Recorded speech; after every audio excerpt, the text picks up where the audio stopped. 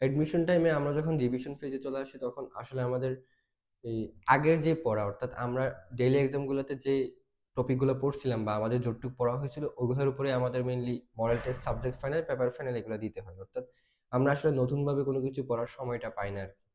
অর্থাৎ আগের পড়ার উপর বেস করে আমার রিভিশন দিতে হয়, ওইগুলাই দেখে যেতে হয় যাতে আমি ভালো মতো ওগুলা পরীক্ষায় পারি। অর্থাৎ আমার এখানে নতুনভাবে যদি আমি সামারি করে বলি, মার্কস বাড়ানোর সুযোগ নাই। অর্থাৎ আগের পড়ার উপর ডিপেন্ড করে কিন্তু আমার model test, subject final, paper ফাইনালের মার্কসটা ডিপেন্ড করে।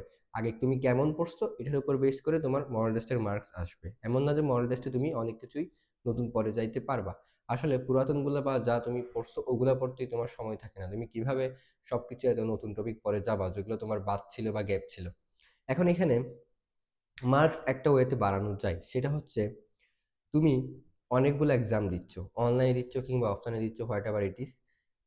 তুমি subject final, paper final, model test যখন দিচ্ছ, তখন তুমি অনেকগুলা প্রশ্ন সলভ করতেছো। একটা সাবজেক্ট ফাইনালে ১০০ টা প্রশ্ন, হাজার, হাজার প্রশ্ন সলভ করতেছো। এখন কোচিং এর ক্ষেত্রে তোমার প্রশ্নগুলা করা হয় আগের বছরের মেডিকেলে কিংবা ডেন্টালে যেই প্রশ্নগুলা বা যেই টপিক থেকে প্রশ্নগুলা এসেছে, অর্থাৎ আগের টপিক যেগুলো থেকে খুব বেশি প্রশ্ন আসে, সেগুলোর উপর বেস করে ম্যাক্সিমাম প্রশ্ন করা হয়। অর্থাৎ মেডিকেলে আসার মতো এই প্রশ্ন কোচিংগুলাতে করা হয়।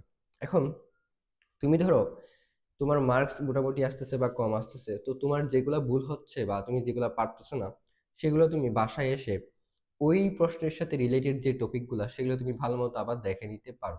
কারণ আমাদের হয়তো একটা চ্যাপ্টার থেকে ২ থেকে ৩টা টপিক দেখতে হবে, এমন না সব টপিক দেখতে হচ্ছে, আই মিন এক্সাম দেওয়ার পরে।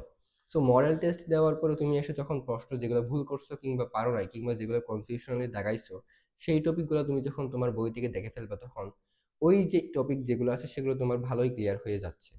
এখন এই টপিকগুলো কিন্তু মেডিকেলে আসার মতোই, এজন্য এগুলা কোচিং এ দেওয়া হয়েছে। সো এই ক্ষেত্রে তোমার জন্য ভালো হলেই হবে, যখন মেডিকেল এডমিশনে যাবা, যেহেতু আগের বছরগুলোতে প্রচুর এই টপিক থেকে প্রশ্ন আসছে, যখন এই টপিক থেকে আবার মেডিকেলে যদি তোমার ভাগ্য ভালো হয় প্রশ্ন করে, তাহলে তুমি দেখবা সেই প্রশ্নের আনসার তোমার ভুল হচ্ছে না, তুমি ঠিকঠাক পারতেছো। অর্থাৎ তুমি কিন্তু তোমার মার্কসটা বাড়াইতে পারতেছো।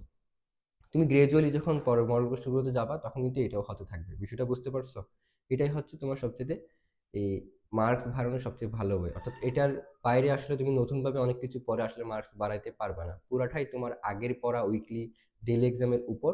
কিন্তু তুমি যদি যে প্রশ্নগুলো ভুল করতেছো বা পারতেছো না, সেগুলো যদি সেই টপিকগুলো যদি আবার এসে দেখে ফেলো, তাহলে পরবর্তীতে ওই টপিকগুলো থেকে যদি প্রশ্ন করা হয়, যদিও এগুলো থেকে প্রশ্ন করার সম্ভাবনা বেশি, তাহলে তুমি ওই প্রশ্নগুলোর সঠিক আনসার পারবা এবং তোমার মার্কসটা বাড়বে ইনশাআল্লাহ।